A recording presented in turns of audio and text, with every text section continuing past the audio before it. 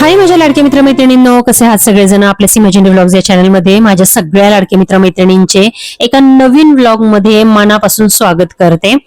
आता सध्या ना खूप पाऊस चालू आहे पुण्यामध्ये आणि 2-3 दिवस झालं मुलांना शाळेला वगैरे सुट्ट्या दिलेल्या आहे. आणि तुम्हाला तर सगळ्यांना माहिती आहे की पुण्यामध्ये वारी म्हणजे पालखी निघते आपल्या तुकाराम महाराजांची, ज्ञानेश्वर माऊलींची. तर पालखीमुळे पण आता येणाऱ्या 2 दिवसांमध्ये ना शाळेला बहुतेक सुट्ट्या असणार आहेत. आणि सुट्ट्या असल्या ना मुलांच्या तर इतकं डोकं फिरतं ना माझं. म्हणजे दोघ जण ना खेळणं कमी आणि भांडणं जास्त असतात, सान्वी आणि अगस्त्यचं. कुणीही कमीपणा घेत नाही. म्हणजे सान्वीने ना कुठल्याही खेळण्यांना हात लावलं ना की अगस्त्यची ओरडाआरडी चालू होते. आणि तिला आपण म्हटलं ना की जाऊ दे ग, देऊन टाक त्याला ते खेळणं, तरी सुद्धा ती ऐकत नाही. आणि त्याच्यामुळे ना दोघांच्या प्रचंड भांडणं माऱ्या चालू असतात. आणि सुट्टीच्या दिवशी ना माझं डोकं नुसतं चक्कर होऊन जातं. तर असं सगळ्यांच्या घरामध्ये हीच तऱ्हा आहे. आणि बघा आता मी काय करत असते ना, कधी कधी स्वयंपाकाला ना आपल्याला इमर्जन्सीमध्ये असा जर मसाला रेडी असेल ना, तर पटकन एखाद्या आपल्या ज्या रश्श्याच्या भाज्या आहेत किंवा इव्हन सुक्या जरी भाज्यांमध्ये असा मसाला टाकला ना तरी खूप छान लागतो. आणि ह्या वेळेला ना मी जरा थोडासा काळा मसाला बनवणार होते. म्हणजे रेग्युलर जो मसाला असतो तसा न बनवता थोडासा नाही का ब्लॅक कलर मध्ये जो बनला जातो तसा बनवणार होते. कारण जर आता पावसाळ्याचे दिवस आहे तर भाज्या जरा थोड्याशा चमचमीत तिखट जर केल्या ना तर खूप छान लागतात. आणि आपल्याला इच्छा होते बघा पावसाळ्याची ना जरा तिखट तेलकट चमचमीत खायची, जसं वडापाव समोसा. जर तिखट असं ना की छान मस्त वाटतं. तर त्यामुळे म्हटलं की चला आता मसाला पण आपण नाही का जरा असं थोडासा काळसरच बनवूया. आणि ह्या भाज्यांची टेस्ट ना खरंच म्हणजे एक नंबर लागते. तर मी काय केलं, पहिलं कांदे आहेत ना, कांदे मस्तपैकी सोलून घेतले 4-5. आता मी हा जो मसाला आहे ना आठवडाभराचा पूर्ण करणार होते. आठवड्याभरामध्ये ना माझ्याकडे रश्श्याच्या भाज्या हार्डली 2 ते 3च होतात. माझ्या घरामध्ये रश्श्याच्या भाज्या सहसा होत नाही. शक्यतो फळभाज्या केल्या जातात, जसं की भेंडी, गवार, फ्लॉवर, कोबी. कारण ना माझी दोन्ही मुलांना ना शक्यतो तशाच भाज्या आवडतात. आणि लिक्विड भाज्या म्हणजे ग्रेव्हीवाल्या भाज्या खूप कमी होतात. त्याच्यामुळे एकदाच जर मसाला केला ना तर हा मला आठवडाभर आरामात पुरेल. आणि बघा आठवडाभर जर पुरवायचा असेल तर काय काळजी घ्यायची हे सुद्धा मी आज तुम्हाला सांगणार आहे. तर बघा आता मी काय केलेलं आहे, मला ना काळा मसाला बनवायचा होता तर त्याच्यामुळे मी मस्तपैकी कांद्याची टरफल वगैरे काढून घेतली. आणि मला ना ते अजिबात आवडत नाही. मला ना कांदे सोलायची म्हटलं ना एवढा वैताग येतो ना, म्हणजे त्याची ती सालं काढायला. काय करायचं आता, जाऊ दे. सालं वगैरे काढून घेतली आणि मस्तपैकी नाही का गॅसवर तळलेले आहे, सॉरी गॅसवर भाजलेले आहेत कांदे मी डायरेक्टली. आणि गॅसवर भाजताना माझी फजिती बघा, तो जो म्हणजे आपले एक गॅसचं जे स्टोव्ह असतो ना त्याच्यावर ते 3 कांदे मी ठेवायचा प्रयत्न करत होते, पण ते काही बसत नव्हते. म्हणजे हार्डली 2 कसे तरी ते बसले. मोठा असेल ना तर त्याच्यामध्ये बघा व्यवस्थित 2 असे बसतात. आणि एक तिसरा जो मी ठेवायला जात होता तो सारखा खाली पडत होता. मग मी वैतागली, शेवटी साईडला ठेवून दिला. आणि मस्तपैकी ना असे काळे कांदे करून घेतलेले आहेत बघा. तुम्हाला जर आठवत असेल तर आपल्या आजी किंवा जी गावाकडे राहणारी माणसं आहेत ते चुलीमध्ये कांदा भाजायचे बघा, कांदा खोबरं आणि पाट्यावर वाटायचे. तर त्याच्यामुळे ना त्याचा एक वेगळाच स्वाद लागायचा असा. आता आपल्याला जे तंदुरी आपण आणतो बाहेरून, तंदुरी नान म्हणा किंवा तंदुरी रोटी, तंदुरी चिकन, तंदूरची कुठलीही भाजी, त्याच्यात बघा कसा एक वेगळाच असा स्मोकी फ्लेवर असतो. तशा टाईप मध्ये पूर्वीच्या भाज्या चुलीवर केल्यामुळे तशा लागायच्या. आणि म्हणजे चुलीचा पण धूर, लाकडाचा पण धूर जायचा आणि चुलीमध्ये अशा गोष्टी भाजलेल्या ज्या असायच्या तर त्याच्यामुळे ना जुन्या काळच्या लोकांचे जे स्वयंपाक असायचे, भाज्या असायच्या त्या हेल्दी तर असायच्याच पण चवीला पण खूप असायच्या. आज पण आपण कुठे पण नॉनव्हेज वगैरे खायला जातो तर चुलीवरचं जेवायला बघा आपल्याला खूप आवडतं. तर तेच त्याचं सिक्रेट आहे की डायरेक्टली भाजल्यामुळे ना चव खूप छान लागते. आणि मी तसंच केलं बघा, कांदा वगैरे ना डायरेक्ट गॅसवर भाजून घेतला. त्याच्यानंतर मी काय काय साहित्य काढलेले ते मी तुम्हाला पुढे जाऊन दाखवेलच. पण पहिले ना मी खोबरं असं थोडंसं नाही का लालसर करून घेतलेलं आहे. कारण प्रत्येक गोष्ट भाजून जर घेतली ना आपण तर ती जास्त दिवस टिकायला मदत होती. आपण जर सगळं कच्चं घातलं तर ते आपला मसाला जो आहे तो आठवडाभर राहणार नाही. आणि आता म्हणजे पाऊस पडल्यामुळे थोडंसं थंड वातावरण आहे तर त्याच्यामुळे तर आरामात आठवडाभर असा मसाला टिकतो. तर बघा अशा मसाल्यामध्ये ना शक्यतो टोमॅटो वगैरे टाकला जातो. पण जर तुम्हाला पूर्ण आठवडाभर हा मसाला टिकवायचा असेल ना तर शक्यतो मी सजेस्ट करेल तुम्हाला की टोमॅटो टाकू नका.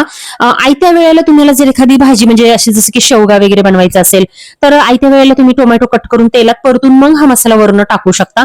पण मसाल्यात टाकू नका, नाही तर मग तो टिकणार नाही. कारण ऑलरेडी टोमॅटो आंबट असतो आणि त्याच्यामुळे मसाला लवकर खराब होण्याची शक्यता आहे. तर तुम्ही बघू शकता काय काय घेतले मी. 5-6 कांदे मस्तपैकी भाजून घेतलेले आहे डायरेक्ट गॅसवर. नंतर त्याच्यानंतर खोबरं घेतलेलं आहे, आलं लसूण कोथिंबीर घेतलेली आहे आणि मेन म्हणजे तीळ घेतलेले आहे. तिळाने ना आपला जो मसाला आहे किंवा आपली जी ग्रेव्ही आहे ना ती अशी मिळून येते आणि घट्टसर होते. तर चला आता बघा मसाला वगैरे सगळी दुपारी ही तयारी मी करून ठेवली आणि त्याच्यानंतर संध्याकाळी माझ्या मुलांना मी एक सवय लावलेली आहे छान अशी. ती काय सवय आहे पुढे जाऊन बघा. आरोग्य हात जोड हात जोड. शत्रुबुद्धी आरोग्य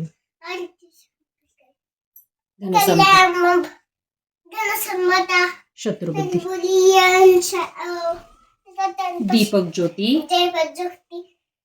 नमोस्तुते दिव्या दिव्या बोल बोल नीट बोल. दीपककार कानी कुंडल मोतीहार दिवा लावला दिव्याला पाहून नमस्कार. वजन पडला तुलची पाशी पडला ओजेर. माझा नमस्कार नमस्कार सर्व देवांपाशी. पाशी बोल. आरोग्य दे आयुष्य दे बोल. आरोग्य द्या सर्वांना सुखी ठेवा. जय बाप्पा. पाय पडा डोकं ठेवून पाय पडा खाली. उठा उठा उठा आणते मी नंतर तू बाहेर. आरोग्य धनसंपदा शास्त्र बुद्धी विनाशाय दीपक ज्योती नमस्ते. दिव्या दिव्या दीपकार कानी कुंडल मोतीहार दिव्याला पाहून नमस्कार. लावला देवापाशी उजेड पडला तुळशी पाहिजे. माझा नमस्कार सर्व देवापाशी.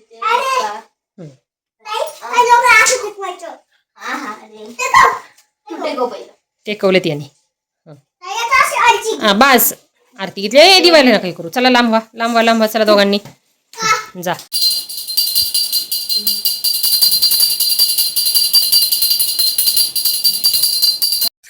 तर दोन्ही मुलांना ना संध्याकाळचं शुभंकरोती कल्याणम म्हणणे किंवा देवाजवळ 1-2 मिनिटं बसणे, देवाची प्रार्थना करणे, त्याच्यानंतर आपले जे काही आहे आरती घेणे, भस्म लावणे, त्याच्यानंतर आपला जो जेजुरीचा जो हे असतो भंडारा आहे तो लावणे, या सगळ्या ज्या गोष्टी आहेत ना ह्या संध्याकाळच्या माझ्या घरामध्ये रेग्युलरली केल्या जातात. खूप इमर्जन्सी म्हणजे जेव्हा काही कधी सानवीची एक्झाम वगैरे असते तेव्हा कधी वेळ मिळत नाही तेव्हा नॉर्मली फक्त दिवाबत्ती वगैरे मी करते आणि जे काही जप आहेत ते तर रोज माझे चालतातच दिवाबत्तीच्या टायमाला संध्याकाळी. आणि मी म्हणेल आपल्याला तर प्रत्येक घरामध्ये ना ही अशा प्रकारची सवय आपल्या मुलांना लावलीच पाहिजे. कारण हे बघा आपण फक्त म्हणजे ते देवावर विश्वास आहे किंवा अंधविश्वास आपण करायचा आहे हे त्याच्या मागं कारण नाहीये. तर याच्या मागे हे कारण आहे की मेंटल पीस जी आहे मनशांती ही फक्त आपल्याला नामस्मरणाने किंवा देवाच्या सानिध्यात जी पॉझिटिव्ह एनर्जी मिळते ना त्यातूनच आपल्याला मनशांती मिळू शकते. आणि आपल्यासोबत आता आपल्या मुलांचं सुद्धा इतकं स्ट्रेसफुल लाईफ आहे ना त्यांना एवढ्या मुलांना किती प्रकारचे टेन्शन्स आहेत तुम्ही मला सांगा. एवढं ट्रॅव्हल करून शाळेला जायचं, शाळेवरून आले की अभ्यास करायच्या, सततच्या परीक्षा, वेगवेगळे क्लासेस, तर त्याच्यामुळे ना त्यांच्यावर खूप सारं दडपण आहे. तर त्याच्यामुळे असं कुठली तरी गोष्ट आपण आपल्या मुलांना दिवसभरामध्ये करायला लावायची की जेणेकरून त्यांना मनशांती मिळेल, एक शांतता मिळेल आणि ती फक्त मला असं वाटतं देवाच्या सानिध्यातच मिळू शकते. तर मेडिटेशन आपण जे म्हणतो किंवा एक स्पिरिच्युअलिटी जी म्हणतो ती आपल्या प्रत्येकाच्या अंगात असलीच पाहिजे आणि ते जे गुण आहेत ना ते आपल्याला आतापासूनच मुलांमध्ये रुजवायला पाहिजे. कारण इथून पुढचं जर लाईफ आहे ना मुलांचं किंवा येणारं जे जग आहे दुनिया आहे ती खूप अजून ऍडव्हान्स होणार आहे. अजून जेवढी प्रगती होणार आहे तेवढीच माणसाची मेंटली अधोगती सुद्धा होणार आहे आणि सगळ्यांचं लाईफ खूप स्ट्रेसफुल होणार आहे. आपल्या लहानपणी तुम्हाला आठवतंय ना आपलं किती म्हणजे घड्याळाच्या काटावर चालणारं आयुष्य नव्हतं. आपलं सगळ्यांचं लाईफ खूप रिलॅक्स होतं. पण आता तसं नाहीये. आपलं सुद्धा लाईफ एकदम फास्ट झालंय आणि मुलांचं तर इथून पुढे अजून जास्त फास्ट होणार आहे.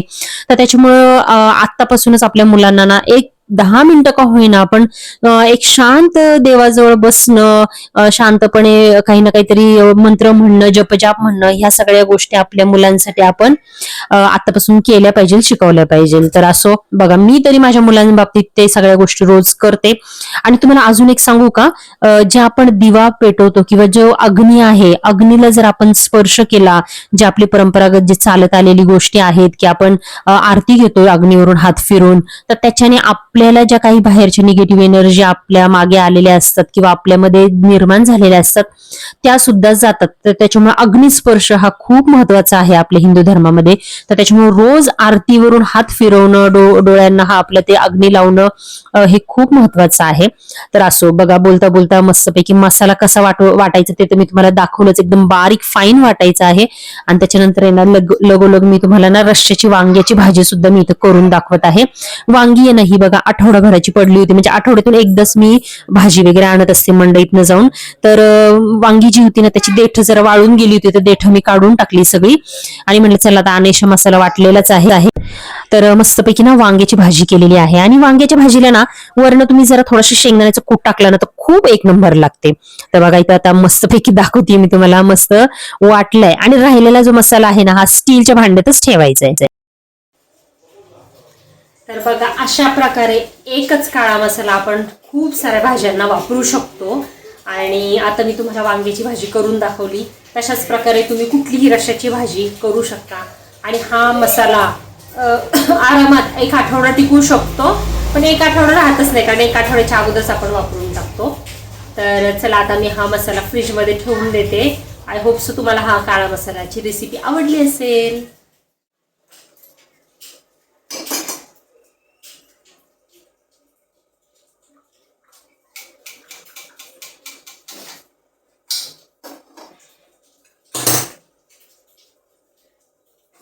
याच्या आगीला तर हा जो वेळ आहे ना तो माझा मी टाइम आहे, म्हणजे चहाचा जो टाइम आहे ना तो माझा सर्वात फेवरेट वेळ आहे. मस्तपैकी निवांत गरम गरम, आता पावसाळा असल्यामुळं आलं टाकायचं, त्याच्यानंतर विलायची टाकायची, असे छान वेगवेगळे रोज वेगवेगळे चहा बनवायचे चवीचे आणि तो गरम गरम पाऊस बघता बघता खिडकीतून प्यायचा. तर याच्यासारखा आनंदाचा क्षण नाही माझ्यासाठी मी म्हणेल, कारण चहा तर मला खूप आवडतोच, पण एक 5-10 मिनिटं जो रिलॅक्स वेळ मिळतो ना तो खूप छान वाटतो चहा पित असताना. बघा आता एका बाजूला सानवी अभ्यास करत आहे, अभ्यास करता करता बिचारी उठली होती शुभंकरोती वगैरे म्हणायला, पण परत बसली, कारण ना ती स्वतःच्या मनाने होमवर्क तरी आहे ना ऍटलीस्ट स्वतःचं स्वतः करते. मला काही तिच्या होमवर्कचं टेन्शन घ्यावं लागत नाही, फक्त एकदा तिला म्हणायचं की चल बस तर ती लगेच बसते.